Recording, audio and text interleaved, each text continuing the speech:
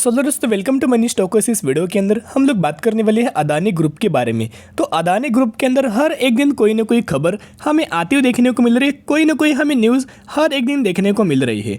तो आज के दिन भी हमें अदानी ग्रुप के लिए एक बहुत बड़ा अपडेट्स है।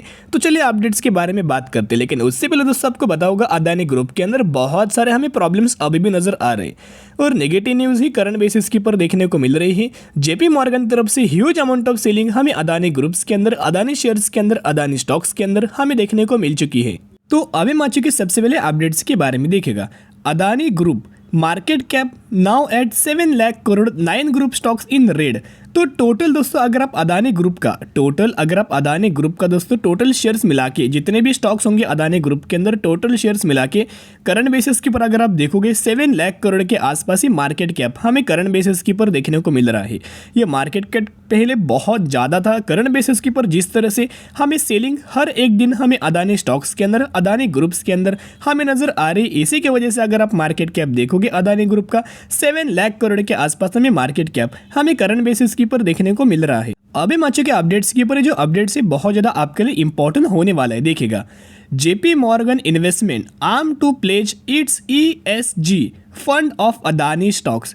तो बेसिकली जेपी मॉर्गन दोस्तों सबसे पहले अदानी स्टॉक्स के ही अंदर बहुत ज़्यादा सपोर्ट कर रहा था, बहुत ज़्यादा फोकस कर, जितने भी हमें गिरावट हुई है उसके अंदर जेपी मॉर्गन ने कभी भी दोस्तों स्टॉक सेल नहीं किया। कि इनको एक उम्मीद थी कि जल्दी हमें गिरावट होगी तो होगी, लेकिन आने वाले समय के अंदर हमें रिकवर नज़र आएगी।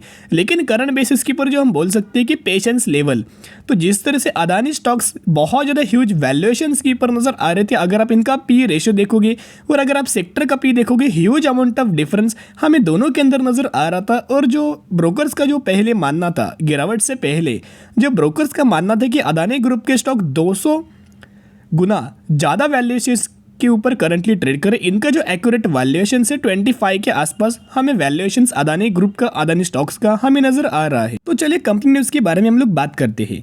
The move captured by analyst of data complaint by Bloomberg comes as a number of major investment firms such as BlackRock and the fund management unit of Deutsche Bank AG. DWS Group continue to set an Adani stake in ESG fund that track indices offered by MSCI. तो अभी बहुत सारे जो बड़े बड़े groups हैं जिन्होंने अदानी के अंदर निवेश किया है, अदानी ग्रुप्स के अंदर निवेश किया है, उनका एक जो नज़र है MSCI के अंदर हमें नज़र है। अभी MSCI आने वाले समय के अंदर किस तरह से स्टेटमेंट देता है, उस स्टेटमेंट के और हमें डिपेंड हो सकता है। क्योंकि क्या होता है, जो बड़े बड़े जो ग्रुप्स हैं उन्होंने ह्यूज अमाउंट ऑफ इन्वेस्टमेंट हमें अदानी ग्रुप के, अदानी स्टॉक्स के अंदर हमें किया है, जिसके चलते आपको अभी तक दोस्तों सेलिंग हो चुकी है। यानी कि अभी तक हमें huge amount of selling retail investor की तरफ से हुई है, म्यूचुअल फंड्स की तरफ से हुई है, कई म्यूचुअल फंड्स ने बाइंग भी किया है गिरावट के अंदर। तो ये बहुत ज़्यादा इन्वेस्टर का पैसा हमें करंट बेसिस के ऊपर रिस्क के अंदर इन्वॉल्वमेंट है। तो आने वाले समय के अंदर किस तरह से MSCI हमें स्टेटमेंट देता है, किस तरह से हमें MSCI का जो इंडाइसेस है उसके अंदर क्या हमें स्टेटमेंट आता है, उसके अंदर क्या रिपोर्ट आता है, उसके अंदर दोस्तों में डिपेंड आने वाले फ्यूचर के अंदर हो सकता है। अभी मैं चुके नेक्स्ट अपडेट्स की पर। यहाँ भी दोस्तों अगर आप देखोगे तो बड़े बड़े जो ग्रुप्स है जैसे कि जेपी मॉर्गन, उन्होंने स्लाइटली अपना स्टेक बेचा है। फिर ब्लैक रॉक है, उनकी तरफ से एक कमेंट आया है कि हम जब तक हमें MSCI का इंडेक्स जो MSCI है उसके अंदर कोई स्टेटमेंट नहीं आता तब तक हम लोग सेलिंग नहीं करेंगे। इन्होंने अभी तक हमें अदानी स्टॉक्स के अंदर हमें होल्ड किया है। अभी माचो के नेक्स्ट अपडेट्स की पर। यहाँ दोस्तों अगर आप देखोगे बहुत ही ज़्यादा इंपॉर्टेंट अपडेट्स है। यहाँ जेपी मॉर्गन की तरफ से हमें शेयर्स की सेलिंग हो चुकी है। आपको बताओगा अंबुजा सीमेंट। तो अंबुजा सीमेंट्स के अंदर अगर आप देखोगे जेपी मॉर्गन की तरफ से 70,000 शेयर्स की सेलिंग हुई है। आप प्रेडिक्ट नहीं कर सकते, अगर आप 70,000 शेयर्स इंटू अगर आप स्टॉक्स की प्राइस करेंगे तो ह्यूज अमाउंट ऑफ सेलिंग हमें अदानी सीमेंट्स, यहाँ अंबुजा सीमेंट्स के अंदर हो चुकी, जो कि अदानी ग्रुप की ही कंपनी है। ये तो सिर्फ हमें जो डेटा है वो ACC की लिमिटेड का ही नज़र आया है।